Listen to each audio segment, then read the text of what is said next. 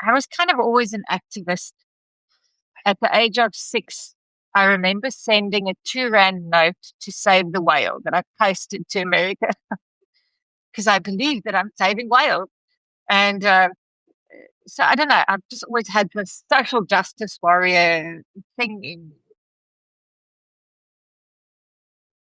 The Dan Flow is all about human stories, and it gives us an opportunity to share the knowledge and experience of other people, and hopefully gleam into human consciousness and maybe help us investigate our own consciousness.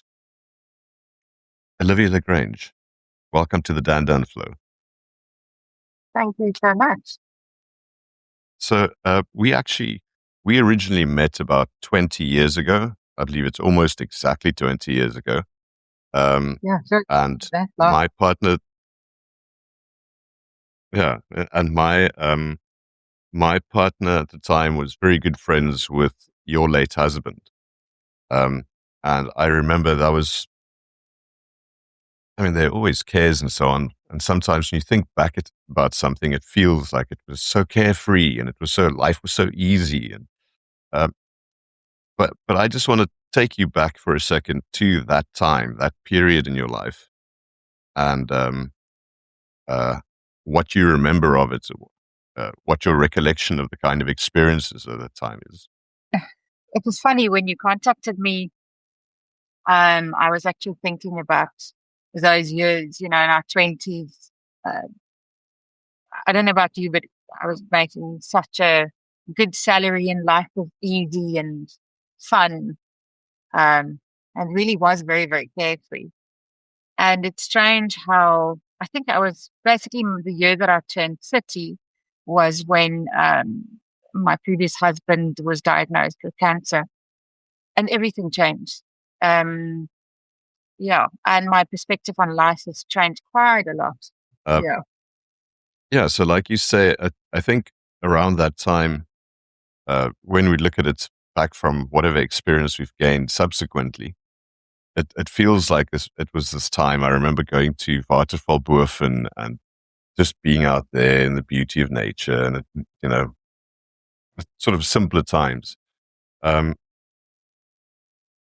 suppose the next chapter to move, and I think what you already started hinting towards is suddenly discovering that your husband and say the life that you kind of had plotted out and the plans and ideas of, this is this is where we headed and this is where it's going. And then suddenly this major sideswipe, you get T-boned by life.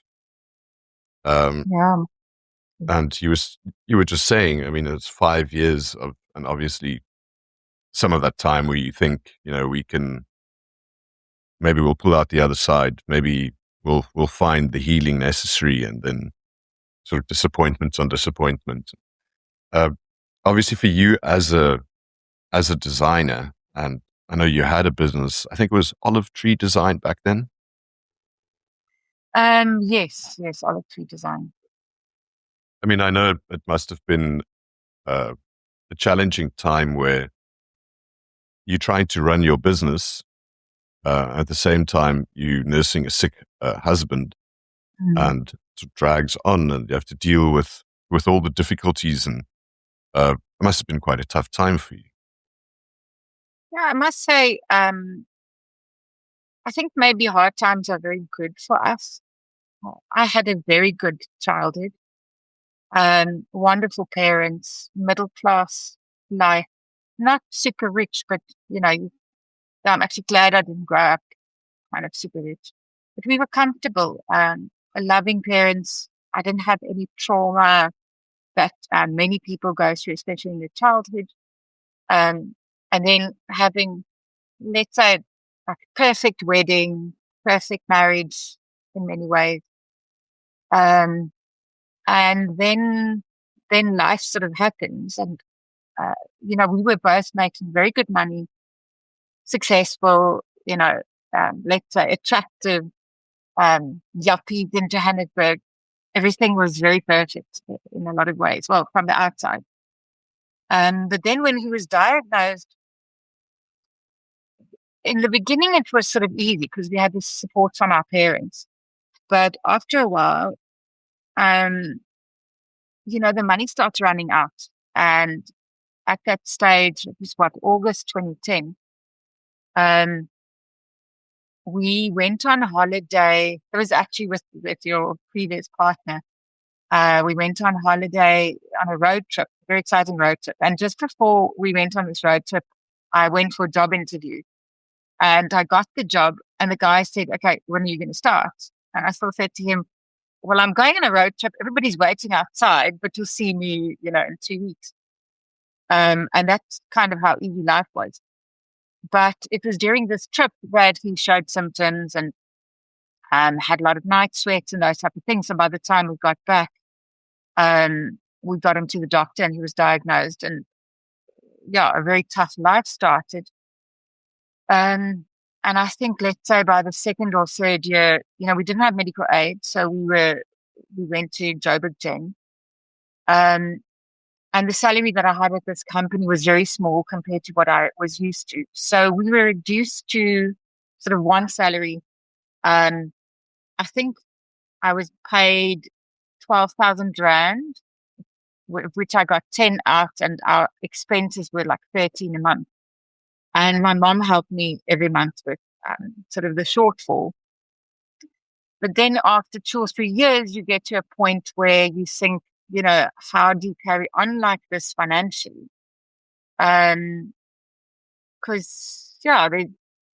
you can ask your parents, and we were getting to a point where we were selling all our cars. Eventually, by 2013, we moved in with my parents. And I was extremely depressed, heavy anxiety. The doctors put me on Ativan and antidepressants. And I think it was a very good journey for me because my life was so easy. Because by, let's say, the end of 2013, my mom said to me, "Okay, you can't stay at home and do nothing. You have to make some money. You can't look after you. You're a 33-year-old woman." And I started painting on stones and selling that at a farmer's market. And was basically making 300 to 500 Rand a week. But that's, I think, being broken down to having nothing is very good for us. I needed to let her be humiliated to find a sense of humility, I'd say. Yeah, well, that Yeah. sounds, it doesn't sound like fun, but I tend No. to agree that it is it, it is often the hardest knocks that life hands out that gives us the opportunity to really assess where we are and what we're doing. When things are going swimmingly, then there's no need to change, right? You're just having Yeah. fun. Life is great. And then it's when times are tough that it calls upon you to, find the courage and the creativity and the gumption to get after it and go do things. Like, I have to do something. I have to get myself out of this hole. I know on your X profile, you list yourself as a INTJ ADHD designer, but you also have Amore Fati in there, which is Oh, yeah. love of fate. Yeah. And now I'm intrigued. Obviously, at that time, somewhere down the line, you sort of picked up this idea, this philosophy, Amore Fati, to say, it is what it is. Like, you can sit and cry about the life that you thought you were going to have, and with your late husband, like the plans that you had, the places you're going to travel, kids you're going to have, whatever those plans may have been, and to realize that there's no use crying over spilt milk. Doesn't help to curse God. You have to just say it. This is fate, and to actually accept that. No, I'm intrigued to hear when did you get to that point? Yeah. It's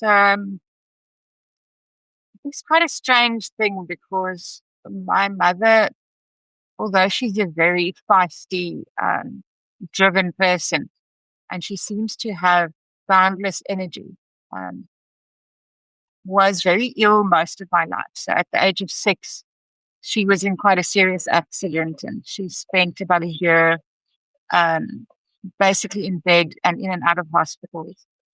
And most of my childhood, especially primary school, I had a very ill mother.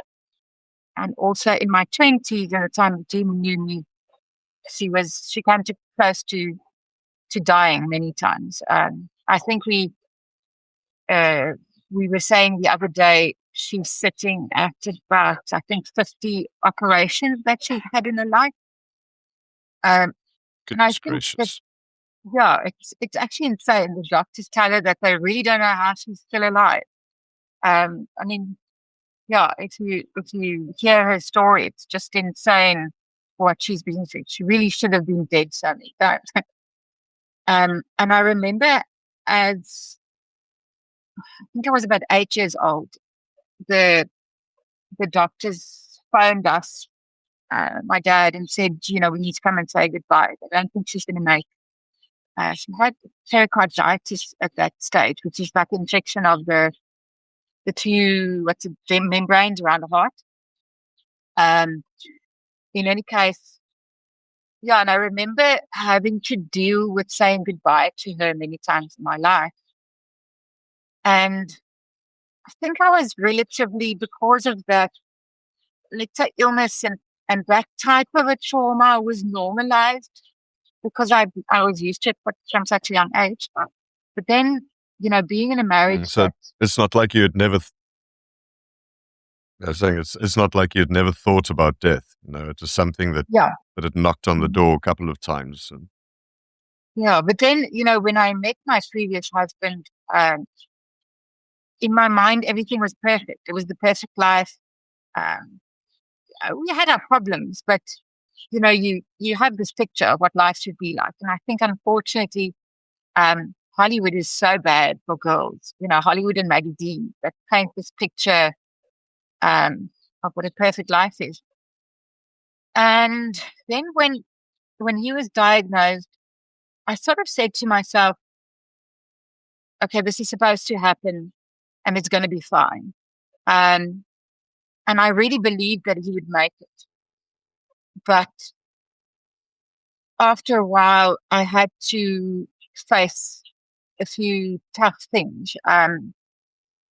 You know, he was, he also didn't want to stop smoking or drinking, um, which the doctor said if he carries on, things won't get better. And I had to accept that maybe, that's how it's going to be.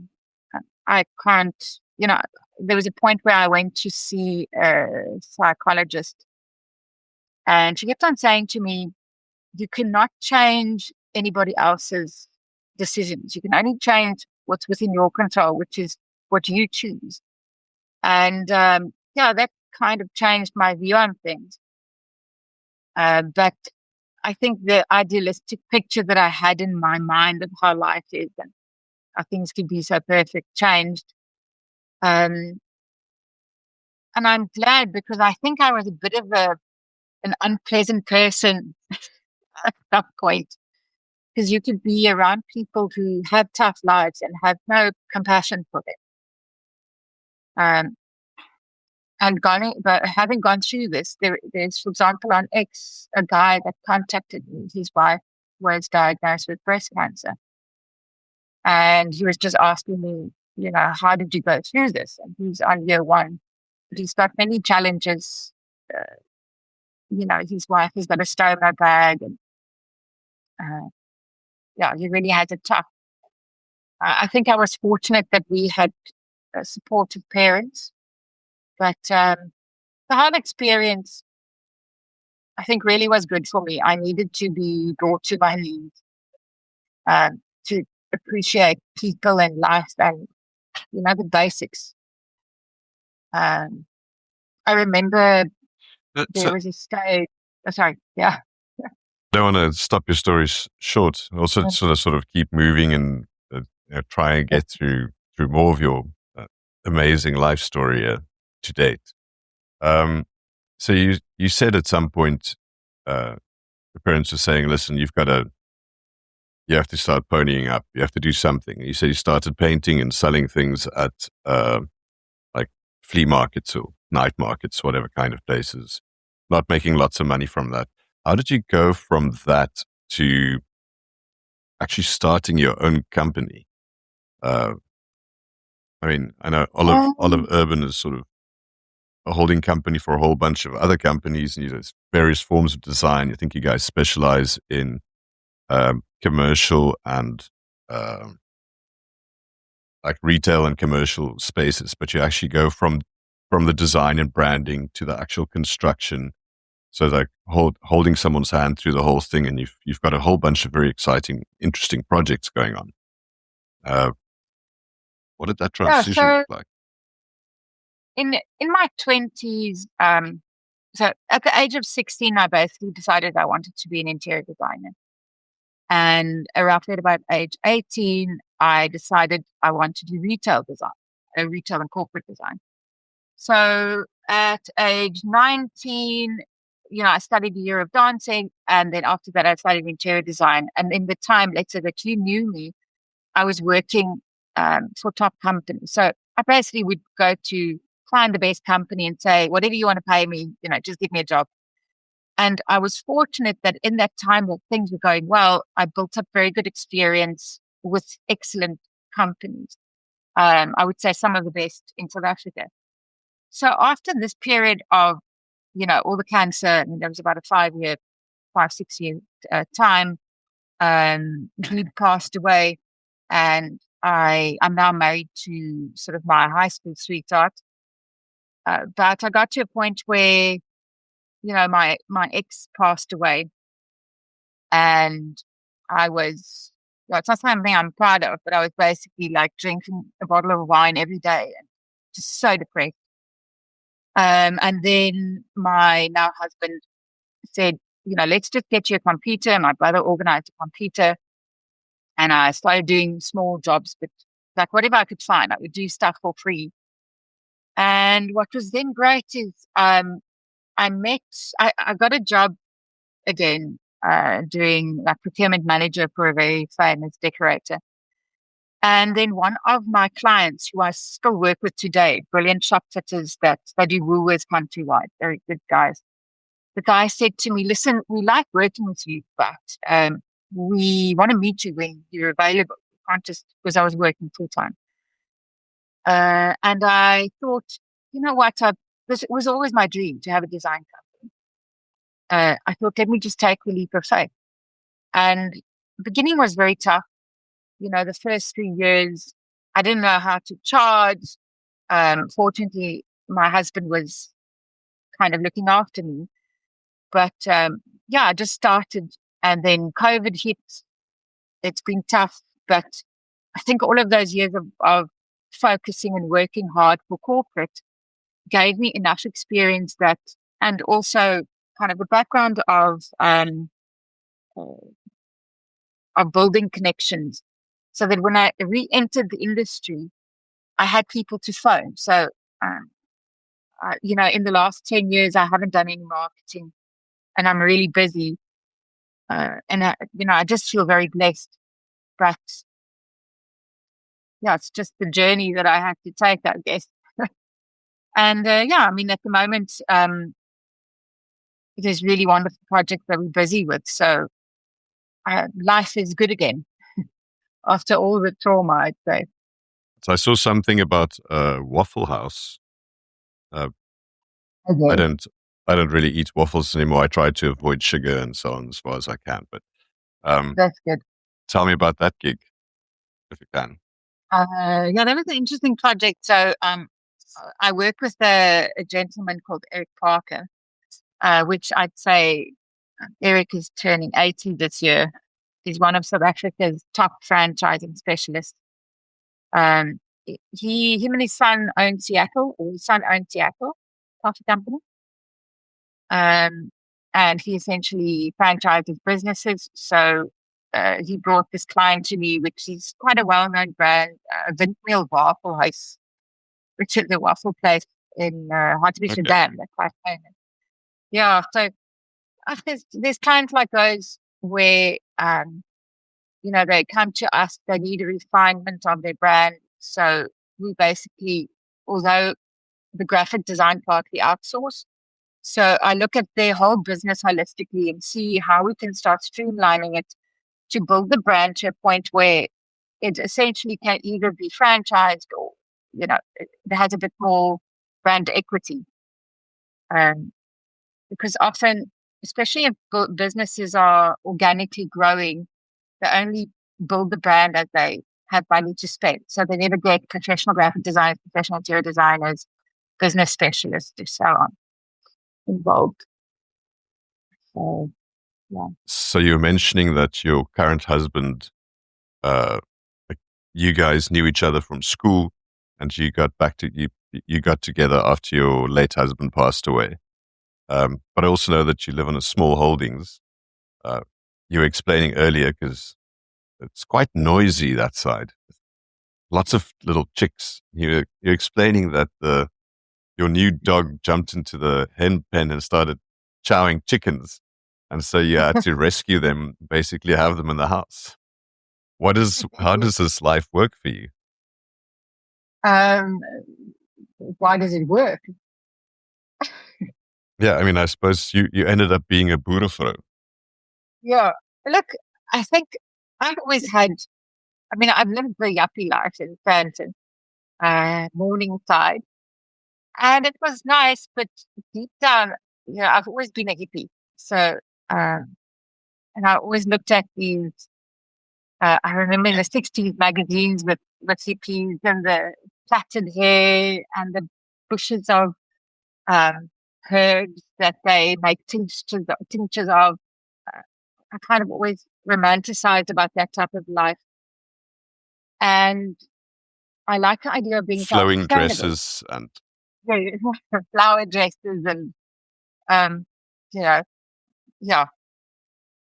that type of lifestyle. So then when we had the opportunity, we're basically renting for very little in a very safe area, kind of a gated community, but it's the last bit of farmland that's left in quite a safe area and very central.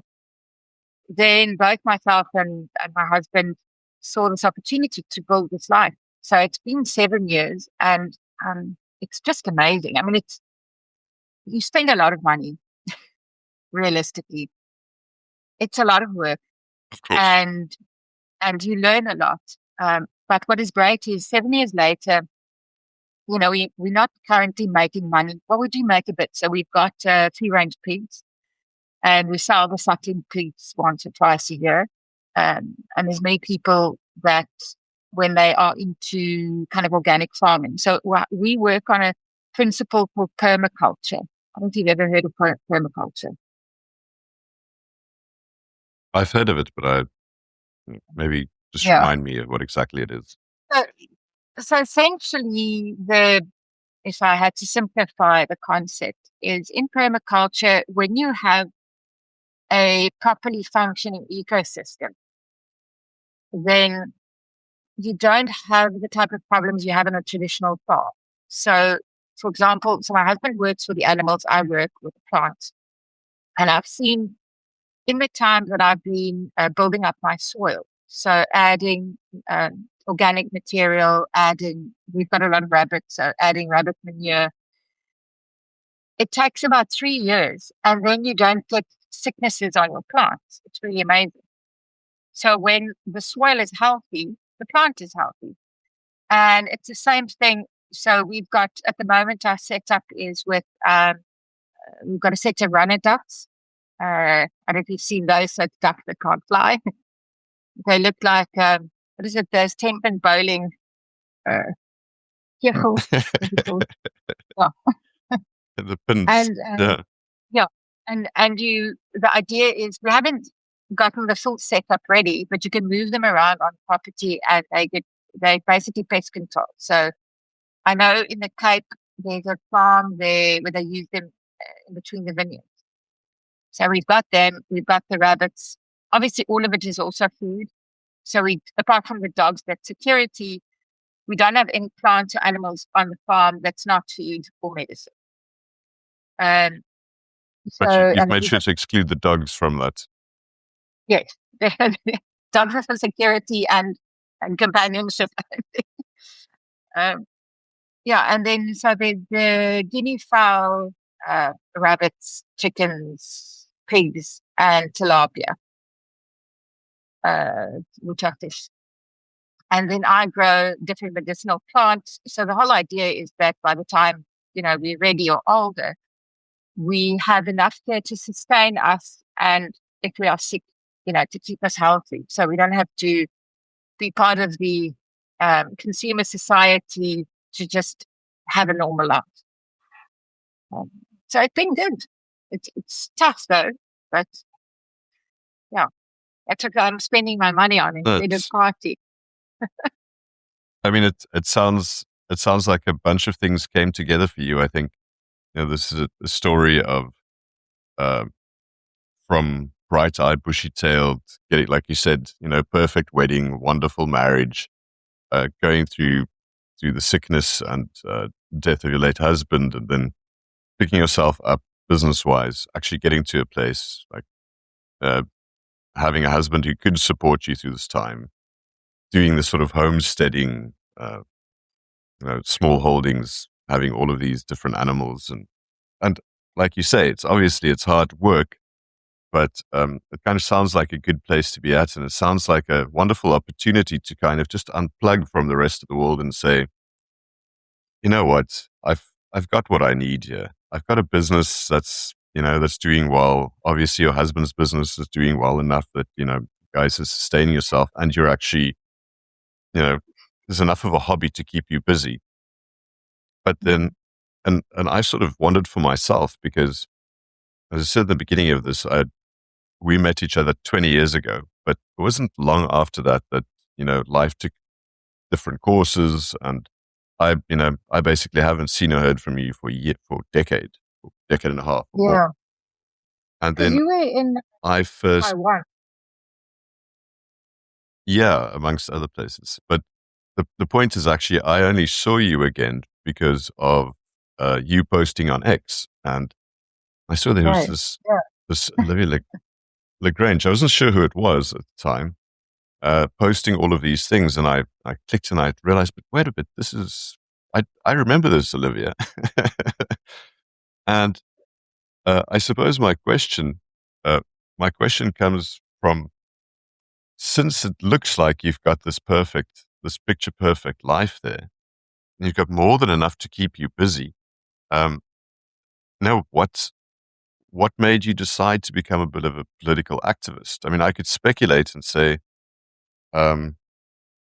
maybe from a design perspective and running your own business, and you start to see, but why is the country being run the way it is? Or I know your husband works in water treatment, or has a history in water treatment plants. I don't know if he still does that, civil engineering side or what. But then you get to think in sort of in terms of infrastructure and what needs to be done, and why aren't these things being done? Like, I don't know, what activated you?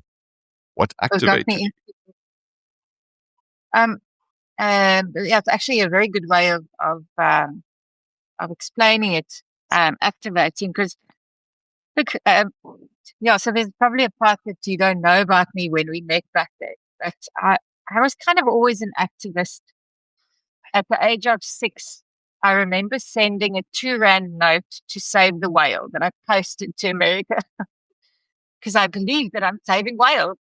And so I don't know, I've just always had this social justice warrior thing in me. But, when you live a comfortable life and everything goes well, it's very selfish. And I mean, I still battle with trying to force myself not to be self-centered. I think it's something we all battle with, but when you really start tracing that. So what had happened is back in 2013, when we moved to Pretoria, I was basically, wasn't working anymore because I was nursing a sick man. I was on social media a lot and engaging a lot with EFF people. And in that process, I realized that I am so clueless when it comes to political language. So somebody says to you, farmers should be killed. And you're thinking, how on earth can a person say that? But now you want to actually have an intellectual discussion with the person why you disagree. And I found, kudos to EFF people, but they are politically so astute. They understand most of them understand what they believe in. And that's why I kind of started my journey first consuming a lot of American, very right-wing content. Ruben, I like Ruben Report is good, and Ben Shapiro. I was listening to those type of things day and night. So Ruben is far right wing, or what? No, he's not centrist, but Ben Shapiro wasn't a big Charlie Kirk fan, but also good. But all of those guys. What's that other guy? The guy that used to stick with the university. Can't remember. But I was listening to all these type of guys, and very inspired by what they were doing, and a big fan of Caregiver University. Caregiver University, and then Turning Point USA. Caregiver University, yes. Yeah. And listen to a whole bunch of that type of content. And then at some point, I think roughly about 2015, 17, I decided to start researching farm attacks. And that's why I received quite a lot of death threats from EFF guys when I had these discussions. Then I was on a group. I can't remember the year, but you can reference the year. So I was on a group called the New South African Political Forum, No Holds Barred, really long name. It doesn't exist anymore, but it has morphed into a different group. I think it's Pambili or whatever it is. And I still had some contact with the people there. But it was on this group that there's a lady called Beth Summers, a very dynamic lady in Cape Town. And Beth was the one that started the ZumaMustFall movement with 2 or 3 other people, kind of before the DA got hold of it and before it was a mainstream thing.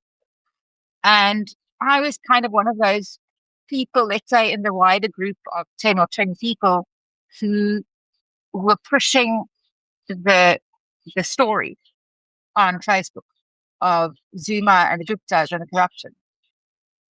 And I also used to work with the Guptas. So it's another interesting story, but she knew them. I used to work. Sorry? You knew them personally? I didn't know them, but I knew the people that worked with them. So I knew Ben McGee, and I worked for Brett Stagman. And I have given my testimony a few years back but only after the Zondo Commission. Because when everything came out with the Zondo Commission, I was so shocked because I'm thinking, I know that guy, that type of thing. And I knew they were up to something, though. I don't know what the hell it was. So in any case, I digress. So that happened, and I was part of this group, and we were pushing the ZumaMustFall thing. And before I knew it, there were big protests in Cape Town, and the DA was going to London. And before you knew it, Bell Cottinger was closed up. And I don't know if you have time, you just really watch the Influence is the name of the the documentary that was done about Bell Cottinger. A very, very interesting documentary. Anyway, I'm not sure. I'm not sure that I might have seen it, but I'm aware of the sort of the kind of PR influences that they got these guys basically sort of spin doctors to just reframe things, like, take things that were actually really negative and make it and turn it on other people, misdirection and whatever else. So then at some point, I've only really been active on X for the last 2 years. But at some point, I realized that there's a big disconnect. You've got, and if I'm going to stereotype tremendously, but you've got your middle class white person in South Africa. And then you've got a massive amount of essentially the main voter base who are Black people either living in townships or in rural areas. And also in the time after I stopped listening to Ben Shapiro and all these guys, I went over to the Daily Friend, started listening to all the guys from the Institute of Race Relations. And I liked them, but the first thing I thought, it's a bunch of white guys. So it's guys, irrelevant that they're white, and you've got a Big Daddy Liberty in between. But, they don't understand what life is really like and why the person that lives in the shitty part of Mamelodi is voting the way they are. And how do we get to a point, if we want to change the country, to change the mindset of that person that's living in poverty? And I just, there's something in my brain that says that we need a bridge of sort. We need to bridge the gap between the understanding of the masses, who many are still living in poverty, and the rest of us. Look, obviously middle class is not white anymore. It's very mixed.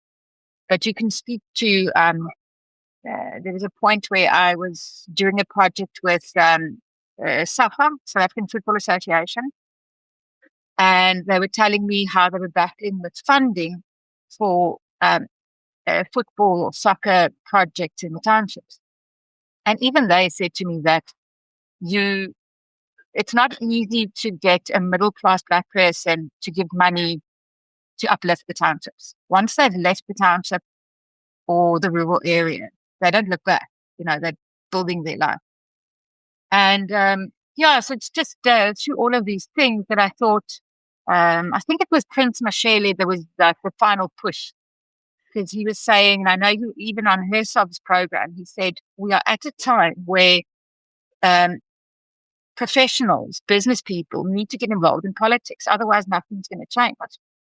And that's how I just started digging in. And what's interesting is in this time that I've gotten involved, there's so many people that's come forward and said to me, listen, we have this information. There's this thing happening, this crime or that crime, and you don't know who to speak to. And even now, I'm busy trying to find a solution of a way for people to tell, because, you can't trust the police, etc. There are policemen you can trust, you don't know who they are. But to find a way for us to fix the country, because, we all need to live here. And although I live in a very safe area, I mean, I'm surrounded by many diplomats. So if anything happens, I'm safe. But how can I live in a country if somebody suffering? So, yeah. Yeah. No, I think I actually had a conversation with an old friend yesterday about this.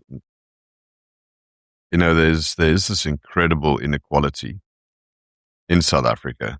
And a lot of the question for me is really, what are the things, and I've got all kinds of ideas about, what are the most important things that you need to address with the greatest urgency, and what are the things that tend to be addressed, but it's not really like you end up treating the symptoms instead of trying to get to the cause. For you as a designer, Olive Urban gets a brief, South Africa would like you to help them redo the brand, like redesign, like what are the efficiencies, like what does it look like to you, and sort of ideally? So what are the like storyboards, or what do you guys do when you sort of decide what the whole thing looks like? So if you've got time, it's not the best quality, but there's a YouTube channel called Begin Japanology. really, really interesting. And what they've done is they take episodes where they discuss different things within Japanese culture. So they would, for example, talk about wasabi. So they show where it's from and all those things. And so they go through many parts of Japanese culture, woodwork, the obsession with fishing, a lot of things. And when I was looking at this, and funny enough, with Water for Boerfen, I started a project like this because what I find is that our tourism industry, apart from the animals and the wine, if we had to now simplify it because those are the two big drawing cards, what they did in Japan is you would have, let's say, the main town where they grow wasabi, because it's grown like in a mountain stream somewhere. You come into the town and there's this big statue of a big wasabi. I think it's a root or something, actually. And then you go to the shops and they have everything like wasabi flavored.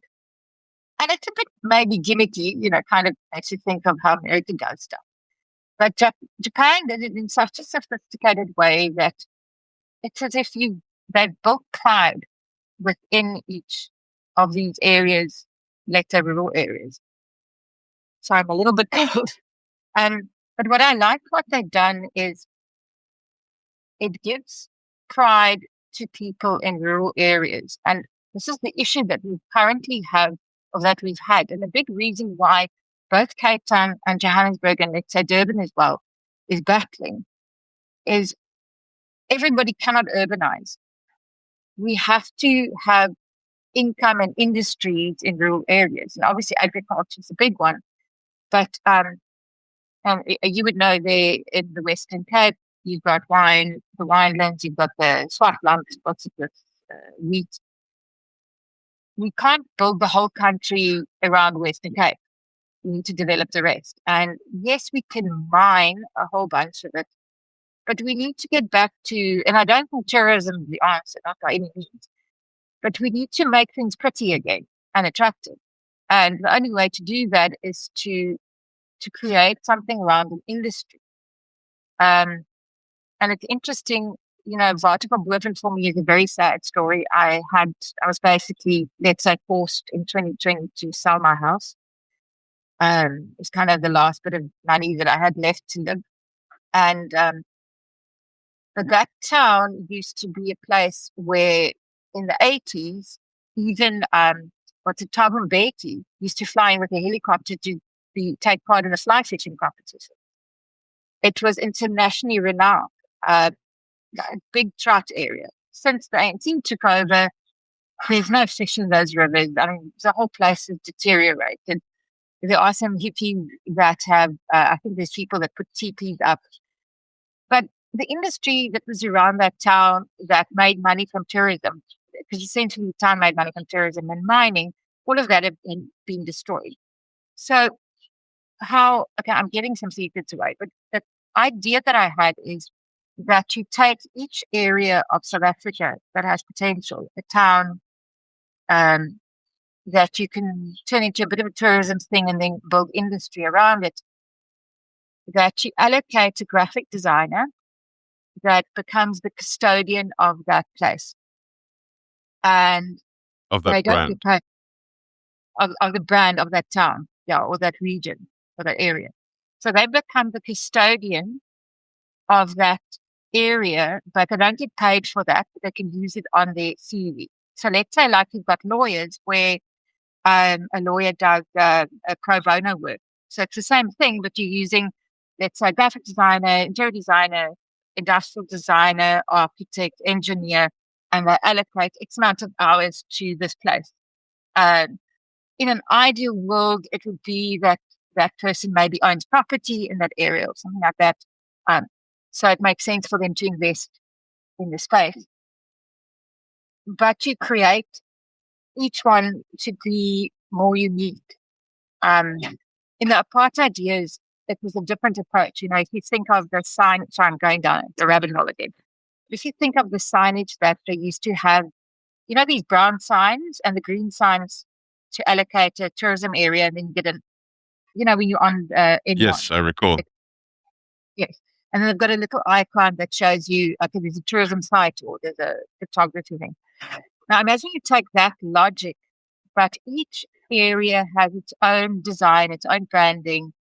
You can go so far as what they've done on the West Coast, where I know in places like Paternoster, or what is a good one? There's that other little town. Any case, they're on the West Coast, where you can only build and paint in white. It's a bit gimmicky, but it works because you're creating value. So there's things like those that we can do, but those problems and those type of actions, I think, is more 5 or 7 years down the line. We first need to get the criminal up. So, yeah. Yeah. So, I mean, I think and it's quite an interesting idea there in terms of creating these identities for specific areas and so on. I think my question is actually more just from a design point of view. You look at something and there's a certain way that you think about the efficiencies of that design, like are you over communicating this or that and so on. But in a way, you're almost sort of designing. I think my question was more to, if you were to be given the brief to design South African government or what the country does, how it should be behaving, like what are sort of like the first main things that jump out at you? If Patrick, like we put you in charge for a little bit.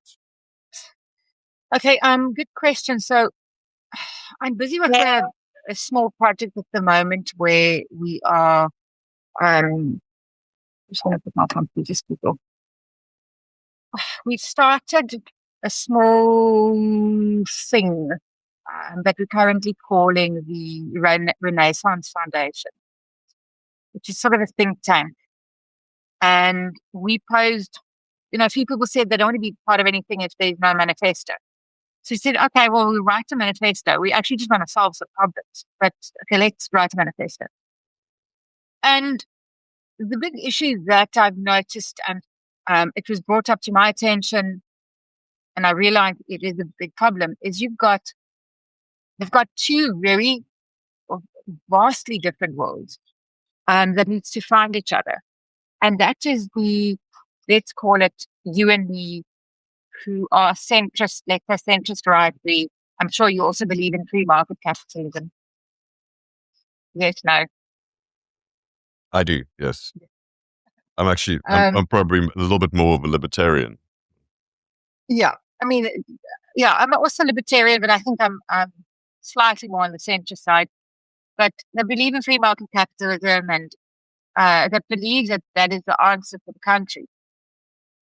Then you have let's say there's some Afrikaner groups that could be considered more right-wing, not RVD style, but more right-wing, and some odd different groups. And then you've got a big group of Black South Africans who, some are middle class, many are poorer, who are very far left, who are Pan-Africanists, Afro-Marxists. And you can say, okay, the way that they think is wrong, but how do you convince a person that they're wrong if you believe they're wrong? You need to meet them somewhere. So we're currently writing a very talented guy in Danie that's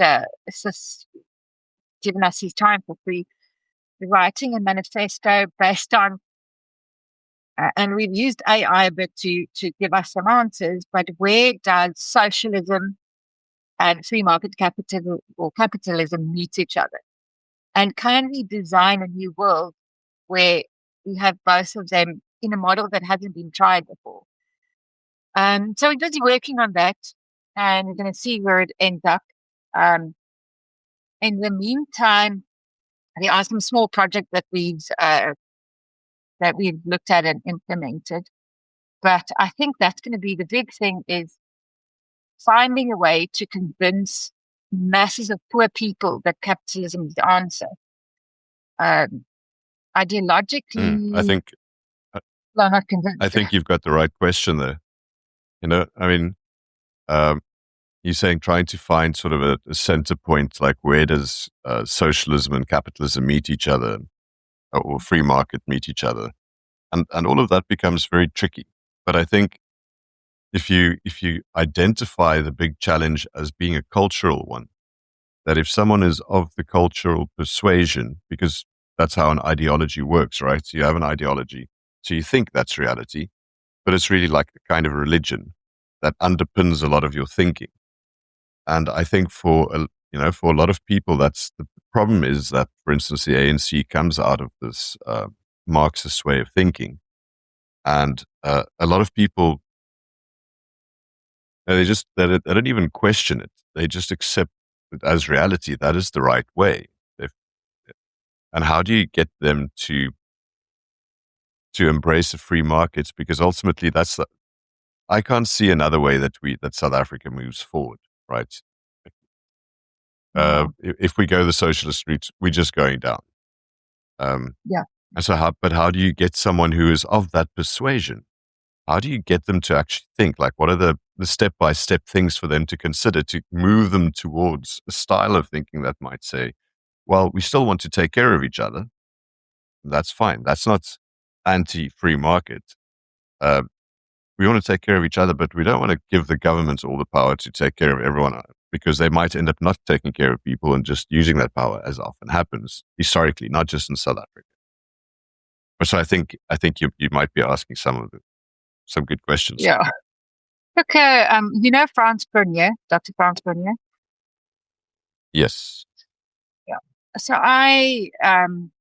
let's say there's probably only two analysts I've really liked, and that's Franz Bernier and Millet and Baker. And I was reading Franz's book a few years back, and he also did, sorry, there's noises on this side. He also did, he did a very amazing talk at the Cater Institute, I think it was 2013, where he explained kind of scenario planning and his projections for South Africa. So he had said if by 2024 we are a coalition government, which we are now, then there should be more free market policies put in place.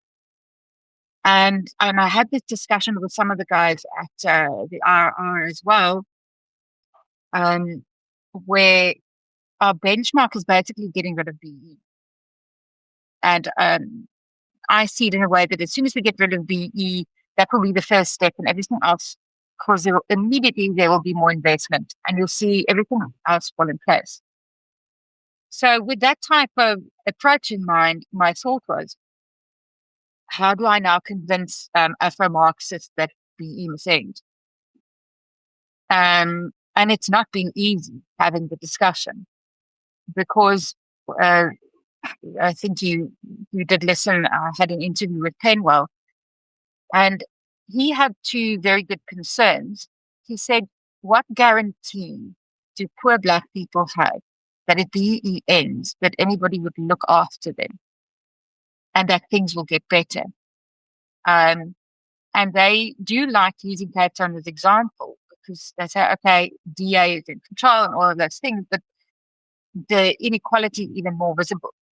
And I honestly don't have answers when they ask me that, because what guarantee do we have? Yes, there will be more money, but what guarantee do we have that the system will look after the poor? So that was the one part of it. But I think the tricky part, which Penwell challenged me on, is he said, I can't remember his exact words, but he said something along the lines of, what's creating the big divide in South Africa is the arrogance of white people, and sort of DA type white people. And then I said to him, okay, but why are they arrogant? I asked him, why are they arrogant? And he said, well, they have all right to be arrogant, but the arrogance is not helping the conversation. Because the simple thing that the person you're trying to convince is maybe sitting in front of you at an office, which took them 2 hours to get there, because they're staying with their mother, because they can't afford rent because their salary is so low, and they're staying very far Kontlanga, wherever it is. And it's just the compassion for their realities and actually showing that you care. And my mom always said this to me: people don't want to know what you know until they know that you care. And that's that thing is, it's fine to, people will listen to us if we explain to them why the free market will work, but not until we show some interest in what their realities are. And I think that's at the core of all of this. People in their 20s want to talk about apartheid because they've heard the story. I'm going down a long road, but I want to mention this. So on X, I started chatting to this really interesting girl. She's in her 20s, working as a pharmacist, Zulu girl. She grew up Pan-Africanist, strong Marxist ideologies. She knows Marx back to front. And while we were just discussing things with each other, she said, I explained to her that my parents didn't know what was going on in the townships. I remember my aunt telling them and my dad saying, I didn't know that was happening. Why would the government lie to us? They won't lie to us. So there's a lagging wounds that are still busy healing. And we're at that point to go ahead into a new era, but we need to find each other. That's why I kind of say we need a bridge. there's a bridge that's required. So I don't know if that makes sense to you. Yeah. I mean, a lot of what you say makes sense. I'm not sure exactly what the right approaches are, but what I do think is that there are a couple of things where if you could really focus on that early childhood development and nutrition in that time, education, and so you could just really push those things and help people to become literate. It's actually a conversation I had yesterday, and one of the things the guy mentioned is actually Shivan Chetty, and I think he was the first episode of the Dan Flow. He was on there, and he was saying one of the things, like we speculated about it, but if you grow up reading, you grow up in an environment where your parents read, and reading is a thing that you do. Like, so you read and you read. It gives you an opportunity in terms of Western civilization, understanding this idea of the protagonist. You start to think, potentially realize for yourself that maybe I'm the protagonist of my story. And then that sort of helps you to start to see the world in a certain way and move and take responsibility for yourself. And because you're writing your own story, you're not waiting for the masses or the government or the movement or whoever else to tell you what you should do or what your story should be. So I think there are a couple of things that we need to do. I'm not sure. Ultimately, there certainly are bridges of understanding that need to be created, but it's very difficult to get into sort of as I said, I think a lot of these systems these ideologies are not just something that someone holds kind of casually. They don't even realize they hold it. It's like a religion. It's part of a culture. And so for you to go and take someone on and try and change their culture while, like you said, they're in poverty, they're having a tough time, they don't understand why things are the way that it is. And partly because a lot of those people are also illiterate and they can't read. So they depend on whoever tells them what's going on, whoever they trust tells them. And even if that person doesn't believe it, they tend to just take it, right? So, no, I mean, it's a multivariate challenge to actually get to that place, to build those communication bridges. I think, and it's at that point where I believe the addressing socioeconomic ills is at the core of this. I'm not going to be too controversial, but we have a massive drug trafficking problem in South Africa. There is evidence that the current government is directly involved, and that's what's being exposed at the Madlanga Commission. the fact that we have, if you go into a township, you have alcohol advertisements. You have Pakistani giving 9-year-old kids laced Nelfare, which is heroin, cigarettes for free to get them hooked. The fact that Sure. gambling, and I've spoken to your mother about this.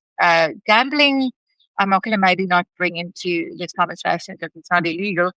I was speaking to a guy that used to work at the SABC, and he was explaining how I don't have evidence of this, but how the ANC funds TV programs where the content shows, children having sex, drugs, snake creams, all of those things. So the current government, let's say through PSYOPs or whatever, is perpetuating this type of a lifestyle amongst the masses. And that's why I so strongly am against illegal immigration, because not having secure borders keeps on disrupting the country. We cannot fix things if we don't know who's here and where they are moving around, etc. Not that we need a surveillance state, but we need to start organizing things. But the free flow, I must send you some things on the drug trafficking routes into South Africa. It's insane. So if you keep the youth or the kids drunk, high, illiterate, nothing's going to change. And I think that's the place to start. Really. Yeah. No, I mean, I think a lot of